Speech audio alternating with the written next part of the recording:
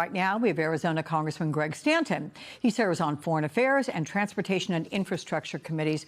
Congressman, welcome to you, sir. So the administration is characterizing this as a law enforcement operation against drug traffickers, whom it claims are supported by Maduro. But the operation involved large-scale strikes inside a sovereign nation and the arrest of its leader without informing Congress. Is this an unconstitutional act of war?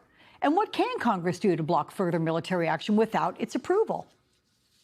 It's absolutely unconstitutional. The president has been taking action against Venezuela for months now. Under federal law and our Constitution, acts of war have to be approved by the United States Congress. So this is completely illegal. But just think about the context. This is the president who ran in 2016 against the Bush family and neocon activity in Iraq, saying we invaded without a plan. And guess what? It's now 2026, and this president has taken this action against Venezuela and Maduro. And clearly, with that press conference yesterday, Trump had no idea what he was talking about when he said we're going to, quote, run the country. Who's going to run the country? With what resources? How does that work?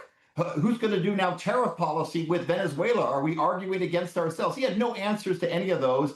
And it's disappointing that the Secretary of State went on show after show this morning, and he had no answers to any of those questions. It's history repeating itself, and it is very, very challenging right now.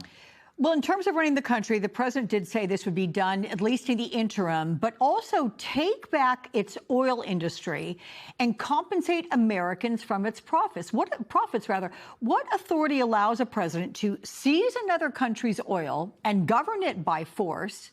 Will the U.S. military be an occupying force in Venezuela?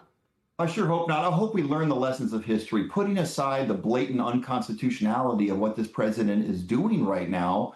Haven't we learned the lessons of Iraq and Afghanistan, these forever wars? And of course, with Iraq, oil was a big part of the issue there. Haven't we learned our lessons from that regard? If you're going to take an action of this nature, you have to get congressional approval and you have to have a plan. That's what you owe the American people, is to explain what the heck we are doing in Venezuela and not just say, quote, we're running the country and without obviously any plan to do so. Look, this is not heading in a good direction. It's very troubling. Now they're threatening Mexico and other countries. Mexico's our next door neighbor. Could you imagine if the United States takes military action inside of Mexico without the partnership and support of the Mexican government and the Mexican president? What a border crisis that would create.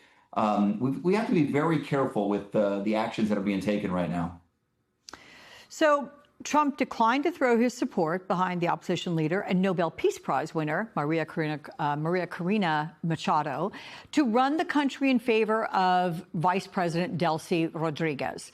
Trump said to The Atlantic today, quote, if Rodriguez doesn't do what's right, she's going to pay a very big price, probably bigger than Maduro. I mean, how do you respond to this explicit threat from the president for his preferred leader to comply with U.S. interests?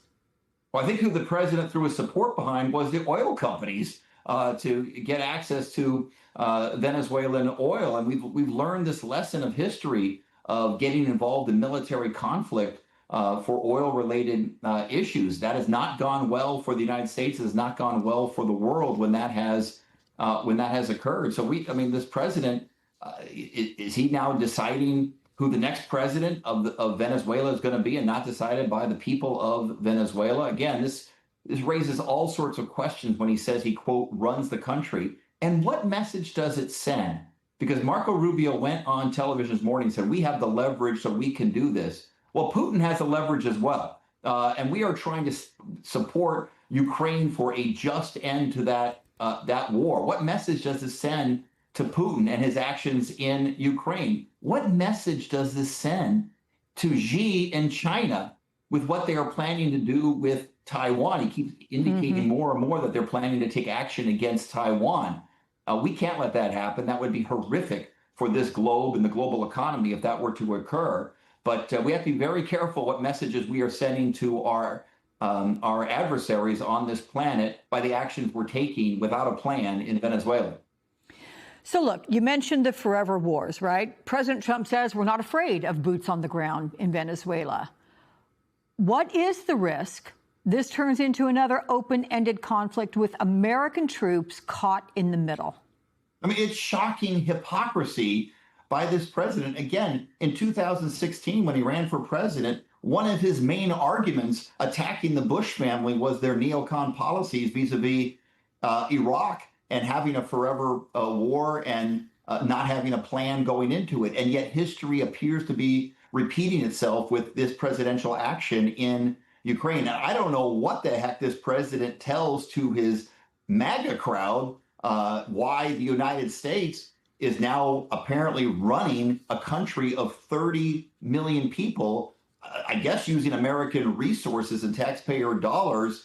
How the heck he is going to explain that to his MAGA crowd? He is losing MAGA members of Congress. You had an interview earlier with Marjorie Taylor Greene. Look at what he did with Lauren Boebert recently, taking away a clean water project because she supported release of the Epstein files. He's going to continue to lose his MAGA supporters because there is no way to explain to these people how the United States, quote, running Venezuela is putting America first.